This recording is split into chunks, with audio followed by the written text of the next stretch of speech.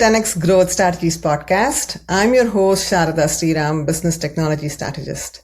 Today's guest is Brian Samson, founder of Plug Technologies, a nearshore staffing firm connecting top Latin American talent with US companies. Brian has built multiple companies from the ground up, brings deep expertise in hiring from his time as VP of talent, and has become a go-to voice on nearshoring, LATAM trends, and the impact of tariffs and geopolitics in global hiring. He's also a foster parent with a story that might just inspire you to look into it yourself. Today, we are diving into the book Shoe Dog by Phil Knight, the raw, unfiltered story of how Nike was built, and exploring what it means for entrepreneurs like Brian, who know firsthand what it takes to build something from nothing. Brian, welcome to the show. I am honored to be here. Thank you so much. We are thrilled to have you too.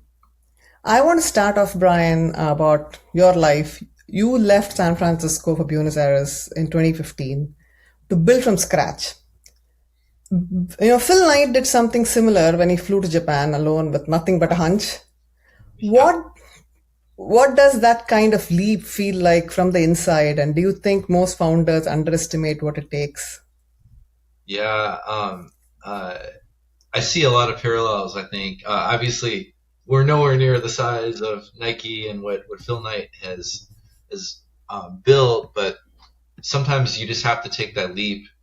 And for those that don't know, Phil Knight studied accounting. Kind of, we all thought maybe he would have a pretty traditional career path.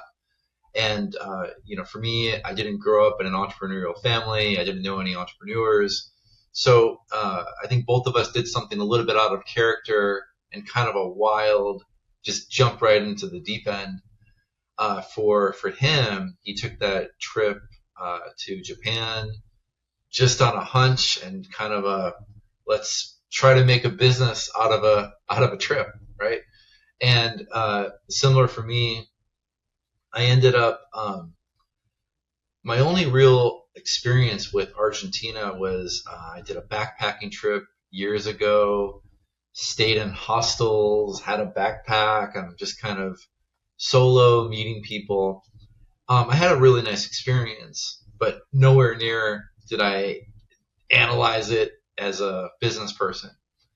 And now, 11 years later, as an entrepreneur, I see patterns and signals and I can analyze things.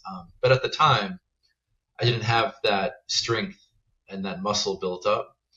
So I just kind of had an idea, had a thesis that Argentina would be the place to put our software developers for an idea around building minimum viable products for fintech companies in San Francisco and New York.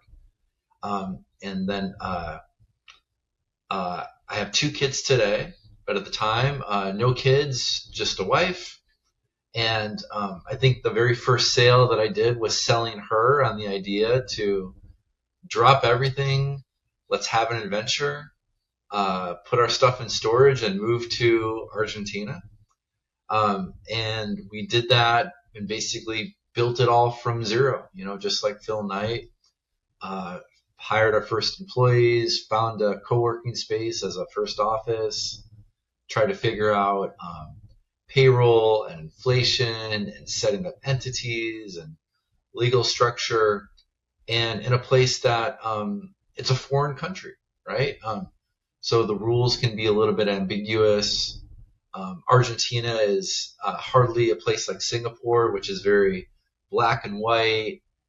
You always know the process, the steps. It happens easy, automation. Argentina, it's a lot of prayer and crossing your fingers. So now when I reflect on it, I'm like, wow, that was a little crazy what I did. But sometimes careers happen because of crazy risk. And it worked out very well for you. Yeah, now I'm a big believer in Latin America, big believer in the talent market, the arbitrage, the leverage, the gaps, the interesting positioning and power of it. But at the time, it was just cross your fingers and jump in the deep end. Thank you for sharing that. Knight built Nike's early supply chain through Japan, a country he admired but did not fully understand at first. You talked about some of the ambiguity involved too. You built Plug across a dozen LATAM countries. What's the biggest cultural miscalculation you made early on, and how did it shape the way you operate today? Yeah, I think what I probably missed is where a lot of people miss, and we tend to, I think, do two things. We tend to get frustrated when something isn't exactly like it is in the States, right? And for example, when I first tried to, this is actually pre-plug, but I think this could be interesting. Going back to 2016, we had about a dozen engineers we were trying to onboard, and we want to give engineers good equipment, MacBooks, and I'm on the business side. I don't need a big, powerful machine, but the engineers did. And in the States, if you're a brand new company, you get an American Express card and you go on Amazon, you swipe your Amex or enter it online. Magically, your 12 laptops appear, on Amazon Prime in a day or two, and then you pay your credit card bill in 30 days or 45 days.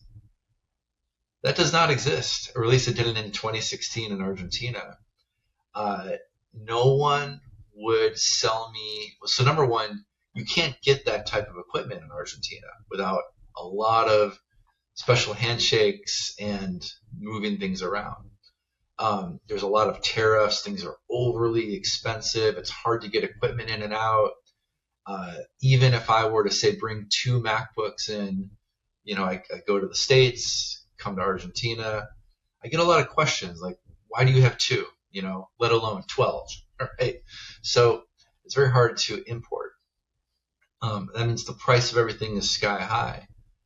They also don't do business on credit. So not only is it very difficult to get the equipment, they don't do business on credit. So telling them, hey, can you deliver these on Tuesday and I'll pay you in 30 days? Nope, not going to happen there. So here I am, getting a briefcase of cash, to cover laptops, and it's cash on delivery, right? Just wild, like I couldn't imagine having a big envelope of $100 bills in the States, to buy 12 laptops. Another thing which I found just kind of silly at the beginning is whenever I entered a legal agreement, even with like a customer or a vendor, I'd have to put my passport number on there, and I felt like this is kind of invasive. This is weird. But everyone's like, yeah, this is just what you do. Like, so I think part one was my mistake of trying to see the world through the eyes of how we do business in the States and get frustrated instead of this is just another problem as an entrepreneur that I have to figure out. I think the second thing is we tend to look at Latin America like it's one country. Brazil is wildly different from Argentina, even though they're neighbors. Uruguay shares a border with both of those countries, wildly different. Uruguay is stable. It's the Switzerland of Latin America, the banking capital, ease of doing transactions, clear regulations. Brazil and Argentina are louder, bigger, more Wild West. So I think taking a step back and recognizing that they all have trade-offs, they're all unique. And I think just like Phil Knight, recognizing that business in Japan is not as consistent as it is in the States. And there are things that are better and worse, but just recognizing that it's not your country, you can't force your customs on it. That is so true. I've always heard that culture eats strategy for breakfast. Yeah. And I'm sure it was a great learning experience for you. Yeah, absolutely. A big theme in Shoe Dog is that Knight's best hires were missionaries and not mercenaries. People who believed in the mission, How did you find that in LATAM where you are placing talent to someone else's company culture? Great question. Yeah, so I think there's the internal part that I can look at as my own hiring manager, essentially. And wow, I could not agree more.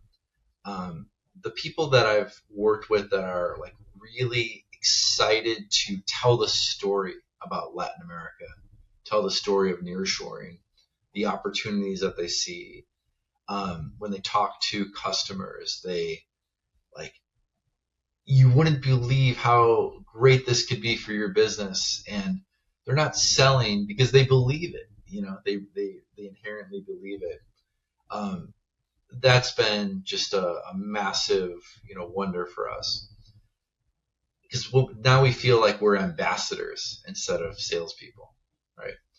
I think the second part of that question is when we place people and we put them to work at customers. And of course, every customer has a different culture, and we really want to try to understand that first. And just to even give some context, like I'm dating myself a little bit, but think about 10 years ago, Google and Facebook, before it was Meta. And the Google mindset for hiring was the Stanford PhD, it was like academic mindset. Meanwhile, Facebook was the hacker, the college dropout, move fast, break things, show me your Stack Overflow, show me your GitHub, right? And they really like the project, the hacking type approach. And I think that's a clear cut way to kind of see like not everyone's a fit. And when every company says they only want to hire the top 1%, well, how is that possible? What they're really trying to say is not the perfect person, but the perfect person for us, right? And once we recognize that and we could break it into like a realistic story, a realistic preview for our candidates. And a lot of people in Latin America are very excited to work with companies in the States. They see it as a game changer for their career. They get to work with advanced technologies, really interesting innovations, new product development. So they want to raise their game, but they want to apply it to one that really fits their cultural aspirations and mindset. Thank you for that perspective. Knight writes about the grind of building something nobody around you believes in yet. You've been hosting the Nearshore Cafe for 70 plus episodes, a long bet on a niche most people hadn't heard of. What kept you going before nearshoring became the conversation it is today? Oh, I love that. So I was doing nearshoring way back in 2015, but it didn't really seem to register, say, until 2020. Even the word nearshoring is kind of a relatively new word, even though it's relative to where you are in the world. In the States, nearshoring tends to be Latin America. If you were I brought up Singapore before. Singapore may nearshore to Vietnam or nearshore to Malaysia, right? But sometimes offshore and nearshore get interchanged, and they're actually different words. For the U.S., we may offshore to India or offshore to the Philippines, offshore manufacturing to China, right? So nearshoring wasn't really part of the nomenclature until maybe 5 years ago during COVID, when remote work started to become popular and time zones were equally popular, as we all made the mistake of, well, if you're remote, who cares as long as the work gets done? You kind of want some collaboration during the day. So this podcast, the Nearshore Cafe podcast, we're at 87 episodes, and it really started as a way to bring real stories and life experiences into how people made it work. Some of them might be, say, an investor in San Francisco, why they're investing in Latin America, or a VP of software engineering in Chicago and why they hired engineers in Lima, Peru, and how it happened and the headaches along the way, because not everything is perfect like you read in the blog. And the other side is really great people, smart entrepreneurs, operators, engineers in Latin America. and the cultural nuances, what it's like doing business, how being a business analyst in Guadalajara might be the same as being a BA in Dallas, Texas, but what are some of the differences, right? So that's really what the podcast originated on, and you're right, it's very niche. You have to have an interest in doing business in Latin America.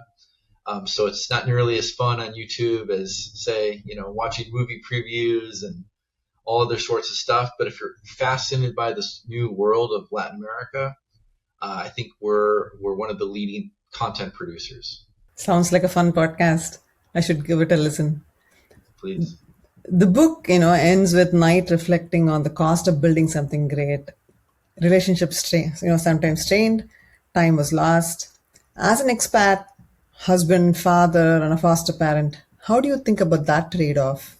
Yeah, great question. I mean, I think as I read Shoe Dog, you see the energy of the company in the beginning and this like pure determination of what a small group of hungry people can do.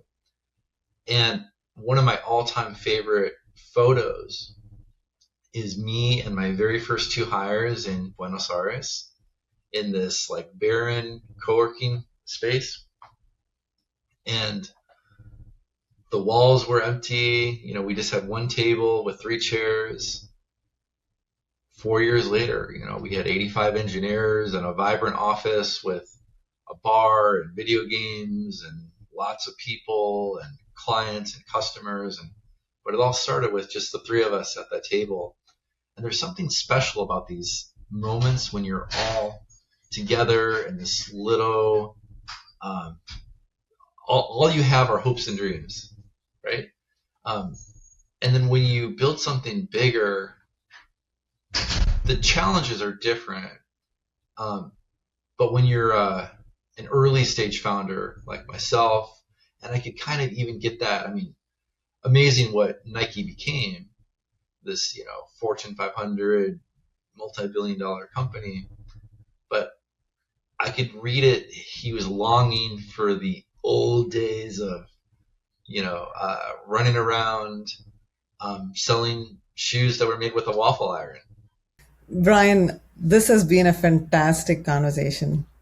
From Phil Knight betting everything on a handshake deal in Japan to you jumping on a plane to Buenos Aires with a vision most people couldn't see yet, the parallels are striking. What comes through in both stories is that the leap always looks crazy from the outside and inevitable in hindsight. For anyone listening who's thinking about building a remote team, exploring nearshoring, or just trying to figure out if that big bet is worth taking, I hope today, Brian gave you both the framework and the fire to move forward. And for anyone touched by what Brian shared today, Brian, we would like to hear about your foster care too. Don't let that moment pass. I would suggest you check into it. Before we move forward, Brian, I want people to learn more about Plug Technologies and follow along with the Nearshore Cafe. Can you share some links for us? Oh, thank you so much. Plug Technologies, that's plugg.tech. That's the website for Plug. And we have conversations all the time about people that are just kind of curious about Latin America and here's my constraints, this is my budget, these are the people that I hire, this is the kind of equipment we use, this is how we think about budget and currency, and we just give advice and try to point them in the right direction, and if we're the company that can help you hire, even better. And as you were so kind to bring up the Nearshore Cafe podcast, 87 episodes, continuing to produce new content on a monthly basis. And that website is nearshore.cafepodcast.com. Thank you, Brian. And thanks everyone for tuning in to the 10X Growth Strategies podcast. If today's episode hit home, leave us a review, share it with a founder who needs to hear it, and we'll see you next time. Thank you.